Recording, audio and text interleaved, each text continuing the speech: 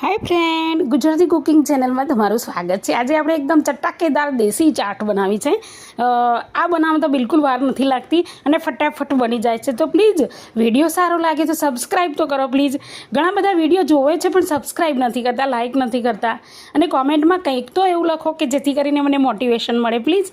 તો હવે આ ચાટ બનાવવા માટે આપણે શું કરવાનું છે? પહેલાં તો અહીંયા મેં મેદાનો લોટ છે ને બાંધી દીધો। આનો લાંબો વિડીયો છે આપણી ચેનલ ઉપર।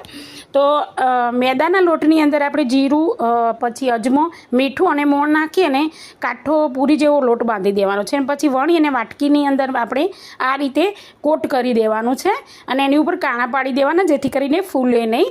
અને પછી આ વાટકી આપણે તળવાની છે। તમને નવાઈ લાગશે કે વાટકી તળવાની? હા, જો વાટકી આ રીતે તળવા મૂકશો ને તો પછી આ રીતે હલાવવાનું। હા, પણ ગેસની ફ્લેમ ફૂલ રાખવાની છે અને વધારે ગરમ હોય ને ત્યારે જ તળી લેવાની। તો આ રીતે તળી અને બહાર કાઢી લેવાની છે। વાટકી એના જાતે જ છૂટી પડી જશે। પછી અંદરની સાઈડ પણ તળી લેવાની છે। તો અને આપણે દહીં છે, દહીંની અંદર ખાંડ નાખી અને આપણે એને મિક્સ કરીને મૂકી દેવાનું છે સાઈડમાં। પછી અહીંયા મમરા લીધા છે, મમરાની અંદર બેઝિક જ મસાલા કરવાના છે। અને તોય હું તમને કહી દઉં કે આપણે બેઝિક મસાલાની સાથે ડુંગળી છે, ટામેટું છે, જો તમે કેપ્સિકમ કે જે વેજીટેબલ ખાવા માગતા હોય કરી શકો છો। મસાલામાં એક વિશેષતા એક છે કે અહીંયા આપણે જે ચાટ મસાલો આવે છે ને એ એડ કર્યો છે અને ત્યાર પછી અંદર બાઉલમાં ભરવાનું અને એની ઉપર સેવ નાખવાની છે।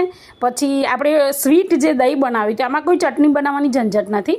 તો સ્વીટ જે દહીં બનાવ્યું હતું એ એડ કરવાનું છે, સોસ છે ટમેટોનો અને આપણે સારી એવી સેવ, જો તમને સેવ વધારે ભાવતી હોય તો વધારે બહુ સારી લાગશે।